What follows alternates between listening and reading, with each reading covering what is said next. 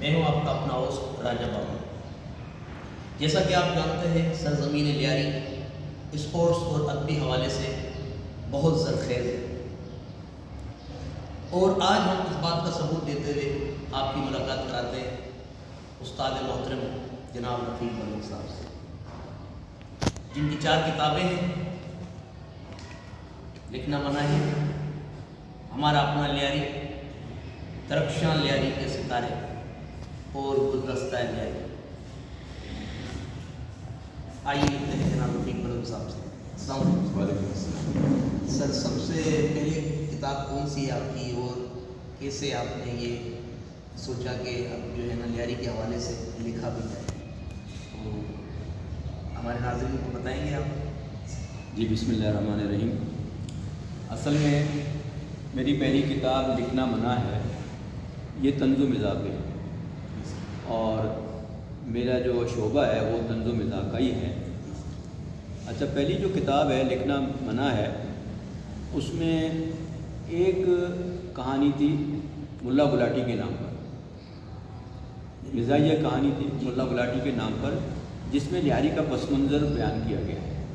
لیاری کے لوگ کس طرح رہتے ہیں، ان کا بود و باش کیا ہے، اس پس منظر کو لیاری کے بارے میں جو بتایا گیا ہے، ہمارے پبلشر ہیں رنگ ادب والے جناب شاعر علی شاعر، ان کو یہ بڑا پسند آیا۔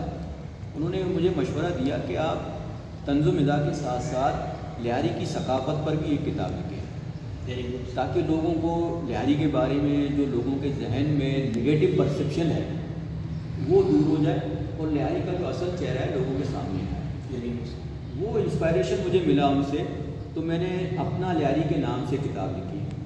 اس میں لیاری کے بارے میں جتنے بھی معلومات فراہم کر سکتا تھا، سوائے ایک چیز کے، جو لیاری کے جو پچھلے عرصے میں جو لیاری میں ہوا ہے گینگ وار کے حوالے سے، اس کو میں نے ٹچ نہیں کیا، جان بوجھ کر نہیں کیا، کہ وہ چیپٹر ختم ہو گیا ہے، ہم نہیں چاہتے ہیں کہ اس کو دہرایا جائے۔ وہ ایک سیاہ باب تھا۔ ہم نے اس کتاب میں لیاری میں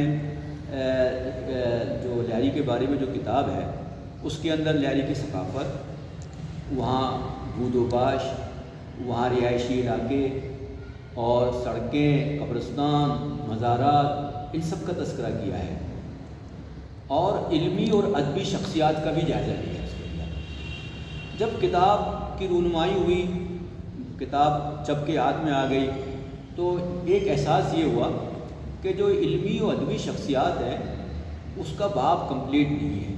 اچھا، اس کتاب کے اندر چونکہ متنوع موضوعات تھے، مختلف قسم کے موضوعات تھے، تو اس میں کمپلیٹ ہو بھی نہیں سکتا تھا۔ تو کچھ شخصیات ایسے ہیں جو اس وقت بھی لیاری میں سرگرمی سے ادب کے حوالے سے کام کر رہے ہیں، ان کا ذکر رہ گیا۔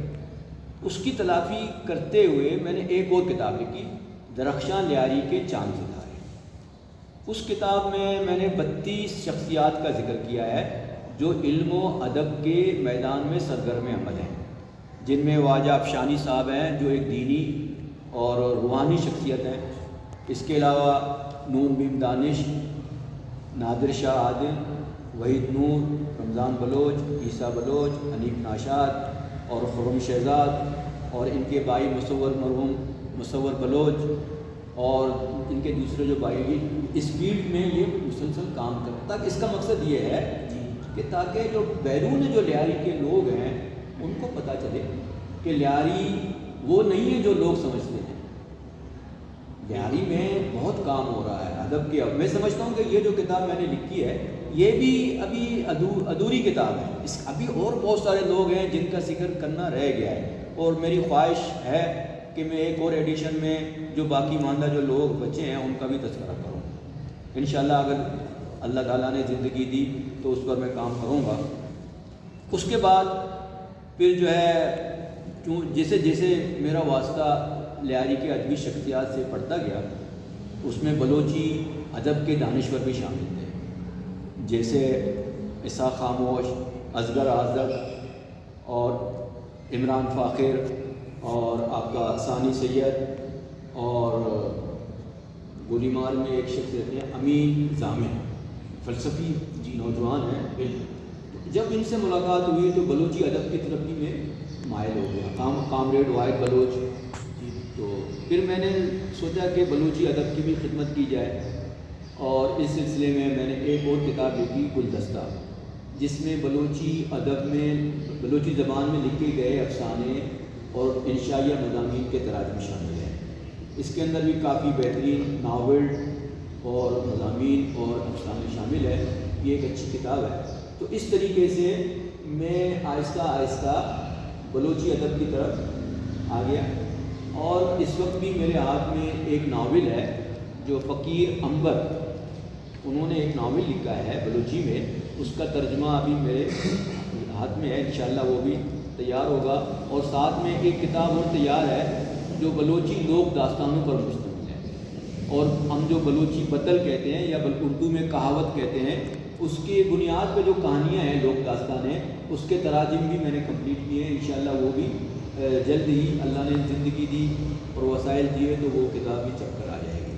تو یہ ہے میرا پس منظر لکھنے لکھانے میں۔ بہت بہت بہت شکریہ۔